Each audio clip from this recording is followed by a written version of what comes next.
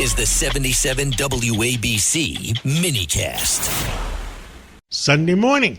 With us is the chairman of the Ways and Means Committee, the most powerful committee in Congress, and Jason Smith from the great state of Missouri. And I think Missouri always stood for honesty and integrity, Mr. Chairman. What do you think? You know, John, it's the show me state for a reason. We believe that a handshake and your word can get the job done, and that's what we stand behind. Of course, I consider it God's country. It's great to call that home for 7 generations for my family. So it's a good place. If you haven't been there, you need to come visit. Well, I've been to Missouri a lot. I've been to Kansas a lot, which is next door to you, and it's great country, and Middle America.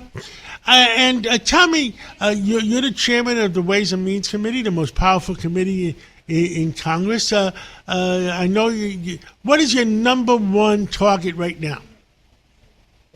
So the Ways and Means Committee, as you stated, is the oldest committee in Congress, but it's the committee that has sole jurisdiction over all revenues that come in. So you're talking about all tax, trade, healthcare, Social Security, most of the welfare programs.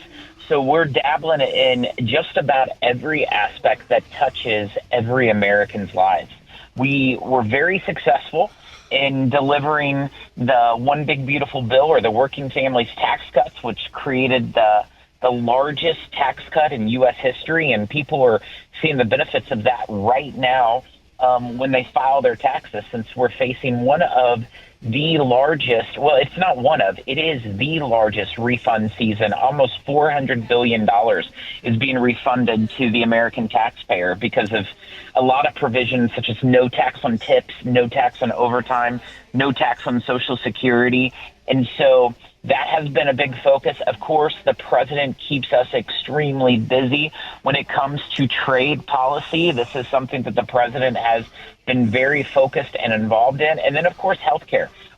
We brought in the 5 largest healthcare insurers in the last month before the Ways and Means Committee, because we need to get down to making sure that people have access to health care, but it's affordable, because clearly it's not the problem. If you talk to most Americans, they're not happy with their health insurer, and they're not happy with what they're paying for health care. Well, we had on our show last week, we had Dr. Oz, and he is deeply, I think the president has assignment to finding out the fraud in healthcare, especially between New York State and Florida, where Florida has 24 million people, and Medicare, Medicaid, or Medicare is $33 million, and in New York, it's for 19 million people, it's $100 million. I mean, the numbers don't make sense.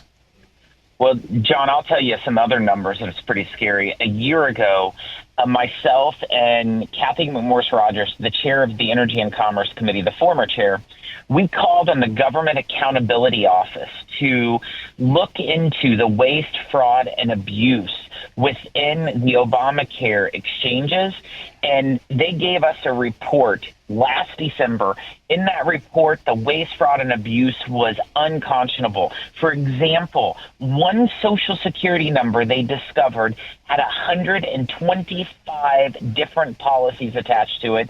They also noticed that insurance companies were having their premiums paid to them by the government for 58,000 dead people. Like, this is the kind of waste, fraud, and abuse that's within the system, and it's completely unconscionable. That is mind-boggling. How, I mean, I grew up in the days where if I was off by 24 cents, the IRS would go after me. You definitely had to dot your I's and cross your T's. That's how I was raised. That's how my parents trained us. And, you know, we shouldn't expect anything less when it comes to the government or any of the agencies. So where do we go from here? And the other thing that I know bothers you and bothers me is foreign money coming into the United States and trying to affect our elections. and you've been working on that. Hopefully, we're making some progress on that.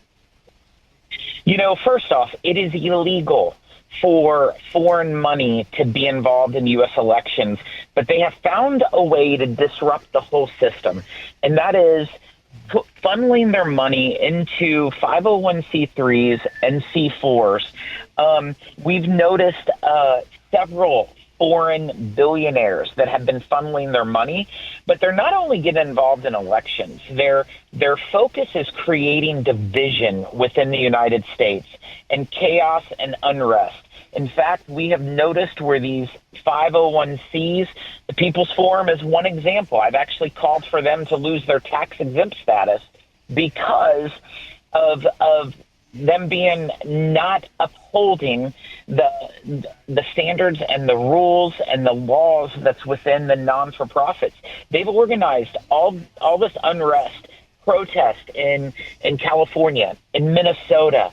It's absolutely unacceptable, and we got to hold their feet to the fire without a doubt, John.